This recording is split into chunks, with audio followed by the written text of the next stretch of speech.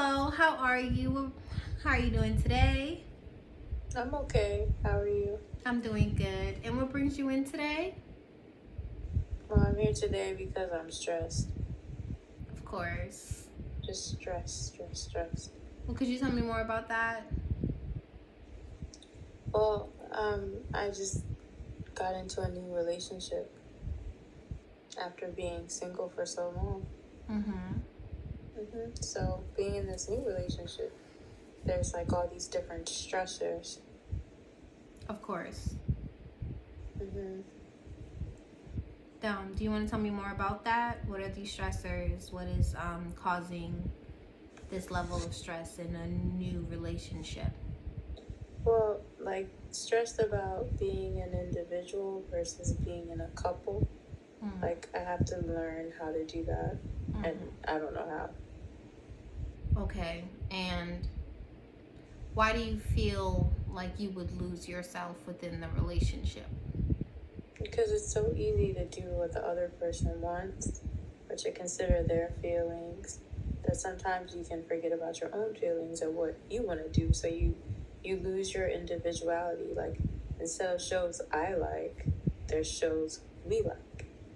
Or, uh, you know, if I was by myself, maybe I might be in my bed reading a book, but instead we're together and we're talking, and like I'm spending all this time with another person that I don't even have time to spend with myself.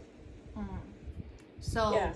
I'm hearing that you're spending a lot of time in your relationship, but are you spending time with yourself as well? Like, are you taking that time away where you do get to read instead of talking or just watching your own shows sometimes? Is it always that you're together? Do you feel like you have to always be together? No, I don't feel that way. We do our separate, like our own thing, but it's just hard for me because I was by myself all the time. Like, I would do everything by myself, and I was good at that. So even though the time that we might be spending with each other might be maybe like normal for a new couple, it still feels like it's a lot because I've just been independent for so long, and I haven't, being an only child and like a loner and a hermit, I don't really have to, outside of being at work, when I'm in my personal safe space, I don't really have to worry about anyone else's feelings or consider anyone else. So it's just been hard having to do that now since we also live together too. Of course. So what I'm hearing is you've had your own way of doing things for a very long time. You've been a loner. You're an only child, so you've never really had to share, and you've gotten so used to being alone that the sense of spending time with someone else is consuming to you. Yeah, it is. But the funny thing is, I know I need that. Like, there's a part of me that likes having someone around and spending time with them. There's just also a resistant part of me that's like, get away from me and give me my space and let me be a loner again. Because I think it's easier that way. If I'm alone by myself, I don't have any conflicts. I'm not being challenged. I don't need to do anything. I can just stay comfortable. Okay. Yeah. So it is easier to be alone, is what it sounds like. But there is also a part of you that requires that connection and another person to have around you. But you want that in doses, not in such a big way, more like in little doses.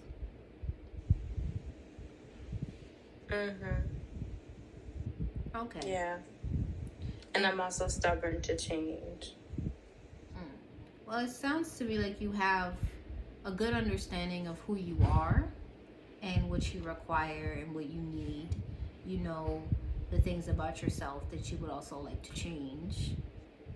But you also feel that you're good the way that you are. So you shouldn't have to change.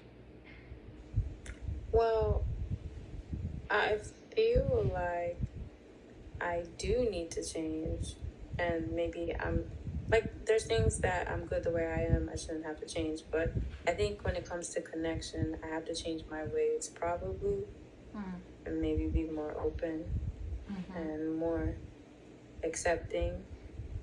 It's just hard because I love, or I like to say I love, but I'm just used to being my own person in my own company. Sharing outside of work and school isn't something that I've had to do in a long time. And then I think my last relationship left such a bitter taste in my mouth that I'm completely, if I was more open and more giving and more willing in my previous relationship, because it left a bad taste in my mouth in this new one, I'm so like defensive, but maybe even in a detrimental way sometimes. So I want to hear more about this relationship that's left a bitter taste in your mouth. What about it resembles the new one? That's a very good question.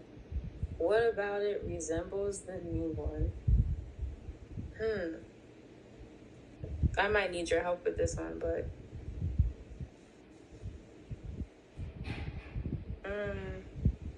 It's okay to take your well, time. I mean, they're both guys.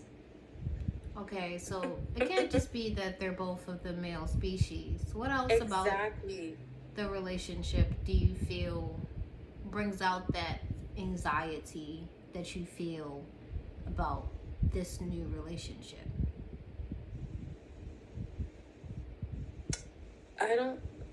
If I have anxiety, it's probably because they're of the male species, and I feel like males a lot of times can sometimes disregard your feelings. Maybe they're quick to gaslight you. Maybe they don't take responsibility. They can't be accountable. And it could be a nice guy, and he can be like, yeah, it could be a nice guy, but I find that can still happen even with a nice guy. But it used to happen a lot in my bitter tasting relationship, that if I see like one drop of it in my current relationship, I like just I don't know if maybe I get triggered, and since I'm triggered, I want to do everything in my power to make sure that it doesn't like get bigger than what it is. Of course. So you do have a general look of how men are, but there is the fact that at the end of the day, despite the fact that they are both of the male species, they are still different people. So that's hard for me to see that they're still, I know they're still different people, but the male species like gets me, that part right there. That's hard for me to see past, because I think, like you say, I generalize it, and I believe that to be like the true main thing. Okay, so why do you feel that? Why do you feel the whole species makes you feel as though they're all alike? Oh, because it's been my personal experience, my sister, my grandmother, my mother, my girlfriends, every woman, everyone on the internet. Like, I just see it. It's there. Okay. It's like built into society. Okay, so based off of society and the way that men have been portrayed in your experience, and not just in society but also in your personal life, they have not been painted in the best of quality. Yeah. And then we have the manosphere. We have people like Kevin Samuels, Andrew Tate. Like, they're pretty extreme, but I see how their ideals are like trickled down. It's not just them that like came up with this stuff. It's like been around for a long time, but I just see how their sentiments, like, oh, a woman's job is to do this or that, like how that affects regular people in their day-to-day lives. But how does that relate to your relationship? Oh, because there's expectations on gender roles. Have you and your partner discussed gender roles? Have you determined We which have. which one of you is the? How do you guys do the gender roles? Well, we're actually pretty good at it. We've been able to have a really open discussion, and my partner's pretty open about it, which is nice and helpful for me. I think that's also part of the reason why I'm even in a relationship with him, because before I decided like I'm sort of done dating, because I don't want to be in a relationship where I have someone telling me what to do or gaslighting me or making me feel like diminishing me and stuff. But so like he's actually good with that sort of thing. But I do see like some subconscious or unconscious gender roles that creep in through like how he might react to me, and even on my side too. So it's like some things that we don't notice, but they creep up. But since I'm like so hyper vigilant about this sort of thing, I end up seeing it. So it sounds like you're very sensitive to this, but it also sounds like you have a good partner. It seems that he is willing to grow with you, and as you just said, you wouldn't really date just anyone. You wouldn't just allow just anyone in your space. So he has to be something special in order for you to even consider being in a relationship with him. Yeah. Okay. But yet you still have that anxiety. You still have that anxiety that yes, it will eventually go bad. Not that it'll eventually go bad, but like, I guess maybe. I feel bad to say that, but I'm always like looking, like kind of like sleeping with one eye open. Why do you feel you have to do that? Why do you feel that you have to wait for the other shoe to drop? To protect myself. Is it hard for you to be vulnerable, to allow yourself to just have a little faith? Yes, 100%.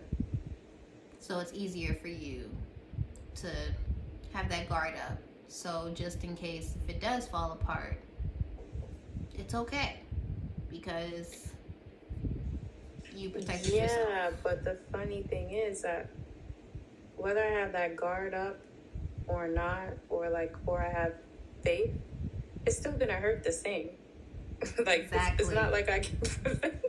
That's what I wanted. Yes, and that's the truth. No matter if you have your guard up, you jump in with both feet. If it ends, it's gonna have that same level of pain because regardless, your feelings get involved. Yeah. And once that happens, honestly, no matter how you go about dealing the relationship, whether you're guarded up or not, you could still be hurt. Okay. Yeah. So what are the different ways that you're dealing with this? Like, how are you dealing with the new relationship? How are you dealing with the anxiety? Well, I'm leaving clothes everywhere. I'm doing the bare minimum. But I'm communicating with my partner and letting him know how I feel. And I talk to my friends. What are you doing for you? Oh, that's a good question. What are the ways that you take care of yourself? What am I doing for myself? How do you take care of yourself? I write in my journal. I really can't tell you much because I haven't been doing good things to take care of myself. Like, I know the things I can do. I just haven't been doing them. So it sounds like we can set up a goal. That way we can also discuss it for next time. So what are the goals that we can set for this time, for ways that you can take care of yourself? Okay, so I guess the goal would be to take care of myself, but like to have like specific ways how I would do it, and one thing could be to make sure that I get enough sleep. And what else? Maybe I spend some time watching my favorite show by myself. Okay. And what else? What else? And I don't know how to meditate, but maybe that. What are the ways in the past you would have taken care of yourself? What are the ways that you would have done it? You mentioned writing in your journal.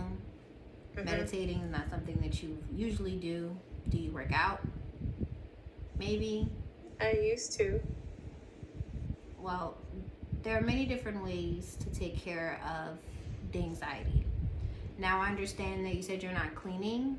And I know music is your thing, but you could put on music, and that could be an exercise and a healing thing for you, doing both.